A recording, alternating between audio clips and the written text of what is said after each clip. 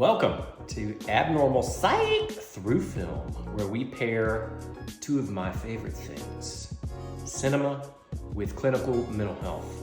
My name is John Martin. I'm a licensed clinical social worker and owner of Autumn's Harbor Psychotherapy. I am very excited about this endeavor and hope you enjoy. Okay, so today we're going to talk about the film Inside Out 2. This film, to me, was exceptional. I feel like it did an incredibly accurate job of portraying the human psychological experience, if you will. I thought the first movie was great. I use this framework of being able to identify emotions with clients. Quite often, I feel like it's a very simple yet accessible and realistic portrayal of our experience.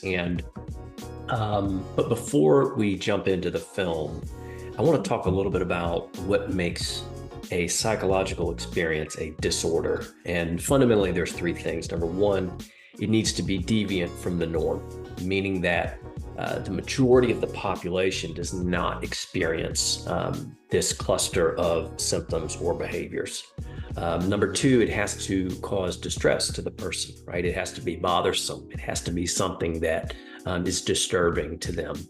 And finally, it has to interfere with their ability to function in various life roles, right? So a big part of mental health and about psychological disorders is about workability, what works and what doesn't work. And of course, we want to lean into what works and try to do less of what doesn't work.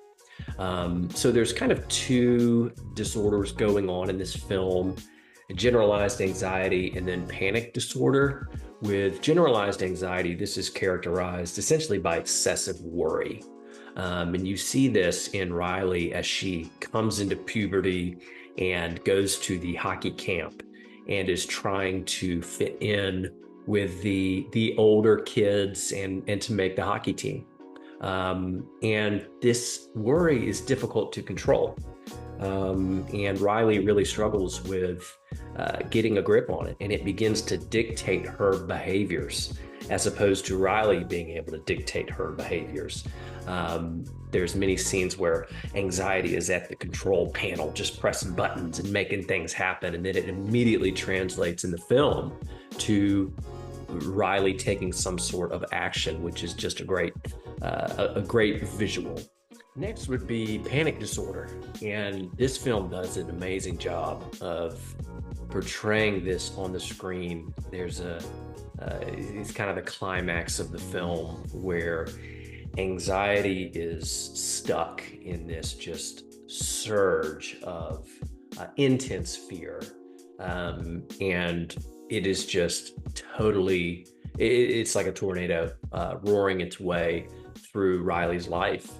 And this is embodied in Riley as she sits in the penalty box in the hockey game at the end of the movie, and she's just sweating. She's got shallow breathing. She's holding her chest. She's having a hard time composing herself, and it shows the kind of the hallmark symptoms: abrupt surge in intense fear, predominance of physical symptoms such as chest pain, sweating, dizziness, numbness, tingling. And this is followed by persistent worry for often a month or more after the attack, and also avoidant behaviors. And so film does an amazing job of showing these two disorders. And this is what happens when you try to make a podcast and you have a wife and two children and a dog. Hi, everybody say hiya. Yeah. So I know I said I wasn't going to jump into the film. Of course I did. I couldn't help myself. But I wanted to start by giving a shout out to this film consulting a clinical psychologist named Lisa D'Amour to really make this an accurate or as close to accurate as possible picture of how the human psyche operates. And the way that it's framed through the perspective of emotions inside of essentially a child's head, I think is such a brilliant idea that makes these ideas so relatable to us. But the film opens up in this almost cheerleading episode of Riley's emotions, kind of in adoration of her and really cheering her on as she is entering a hockey game. And, I think this is really important to call out that our emotions love us. They have no other choice but to try and help us. Even when sometimes they lead us down a bad path, even when they sometimes create damage in our life, if you go back to their fundamental purpose, it's to try and help us. I often talk to people about suicidal ideations, and I mean, this is the epitome of self-destruction. But at its core, these thoughts and feeling of sadness is trying to help the person. It's trying to give them relief. But I often say, emotions aren't smart. We have to apply our reasonable self to the emotions in order to arrive at functional and helpful behavior. But these feelings are just in love with Riley, and I think that's really evident in the film. You also see kind of the primary role of emotions, which is number one, to motivate, right? They are emotion. They put us in motion. And so they are really about either approach or avoidance behaviors. They also communicate. They are messengers. I often tell people it's kind of like a check engine light under the hood. It's saying, hey, something's going on. You need to pay attention. And this is where avoidance of feelings can be so detrimental because we miss out on the message. There's also a real close connection between emotions and our values. You will definitely see a correlation between how we feel and how important something is to us.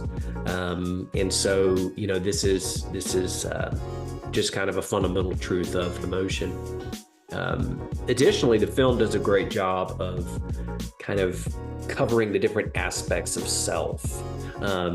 It definitely shows the emotions at the helm. They're kind of in control, right? They drive us. And then it pans out to Personality Island, right? Where it's got different aspects of her personality that are made up of memories. And these memories serve as evidence, right? It's evidence that leads us to believe, right? And these memories are evidence, right? And if we want to change a belief, we have to receive contradictory evidence. I often tell people Santa Claus, kids grow up absolutely 100% sure that Santa Claus exists. This is a belief that is not questioned. Then as they get older, they begin to experience contradictory evidence, right? They realize that it's impossible for someone to fly around the world in a night and deliver presents to everyone, and that it's unlikely that he could come down a chimney and, all of these different things, and our belief changes because of contradictory evidence. And that's a big part of this film, is kind of the mass of her beliefs, particularly her beliefs about herself, make up her sense of self, which changes in the film as anxiety becomes to kind of cause more and more problems in her life. Well, another thing that really struck me about the film was the bond between joy and sadness. Sadness was kind of the antagonist, if you will, in the first film. She really wasn't bad, but she caused problems for Riley, and ultimately had to figure out how to work with the other emotions. And In this film, you can really see the closeness between joy and sadness. There's a real bond there, as if they are somehow connected. And I think that's really true. I often see joy and sadness as different points on the same line.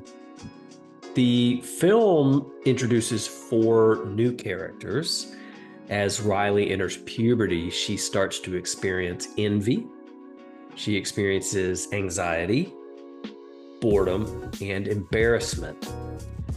I was reading up on the film and read that they cut out shame and procrastination and just couldn't figure out how to fit them into the film.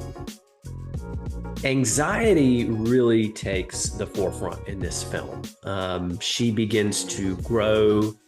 She begins planning to weed out potential threats in the future, is very calculating regarding things that Riley is going to do.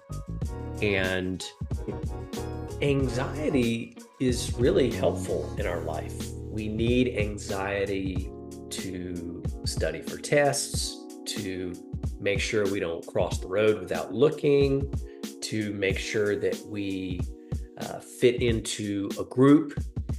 The problem with anxiety is when it forecasts threats that aren't real, and when it begins to exceed its intended purpose. I often talk to clients about, anxiety. It's really a matter of intensity. We don't want it to be too intense, and we don't want it to be prolonged. Anxiety is meant to be a short-term threat system that motivates us to action, but we have to be able to incorporate the reasonable part of our brain in order to assess whether or not the threat is real. And so there is a pivotal moment where anxiety really pushes Riley past the threshold of her values and causes her to compromise her values by stealing the hockey coach's notebook. And it's a real powerful scene in the film. The discovery that the coach had left some critical remarks about Riley prompted her anxiety to really up the ante going into the final hockey game of the camp. Riley really goes into the game really aggressive, really on edge. You can tell that she's just not thinking about anything else except winning the game, impressing the coach, and fitting in with her new group of friends. And what happens is she ends up hurting her good friend, Grace. And this jars her into kind of the reality of where anxiety has taken her, and she begins to have a panic attack. She steps into the penalty box and she begins clutching her chest, sweating, rapid shallow breathing, and it's pretty clear that she's having a panic attack. It cuts the screen to the communication center of the brain where all the emotions are, and anxiety is just locked in this storm. And Joy is ultimately able to help her let go. And probably the most poignant scene in the movie for me is when anxiety is laying on the ground, realizing what she's done, and she looks up at Joy and she says, "I was just trying to help Riley." And this gets back to one of my points earlier, that anxiety was not trying to cause trouble. She was not trying to hurt Riley. In fact, she was just trying to help Riley, but she was not regulated. And this is a key idea when we look at emotions, is how do we regulate them?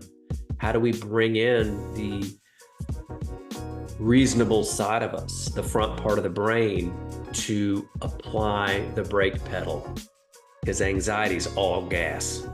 And so we really need that brake pedal to work properly. And unfortunately, our brain doesn't start or doesn't stop maturing until we're about 25. So this period of adolescence, we're extremely vulnerable. And this is one of the hallmark pressures of adolescence is social engagement. They are far more impressionable when it comes to their peers than they are authority figures, parents, teachers, the law, etc. And so the film does a really good job of showing what this experience is like for a teenager. The film finally reconciles the emotions and the beliefs.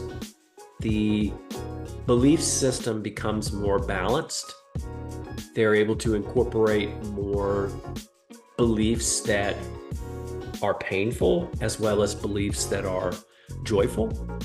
And this affects Riley's sense of self in a real beautiful way. You see all the different sides of her, and it's something to be celebrated as opposed to condemned.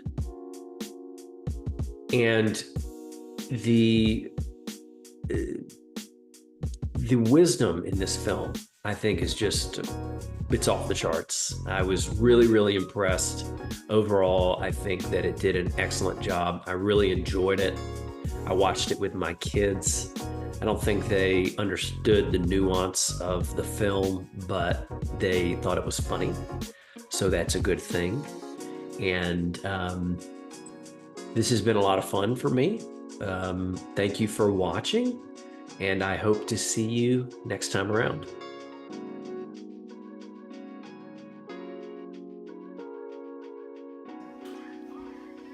What do you think about this so far?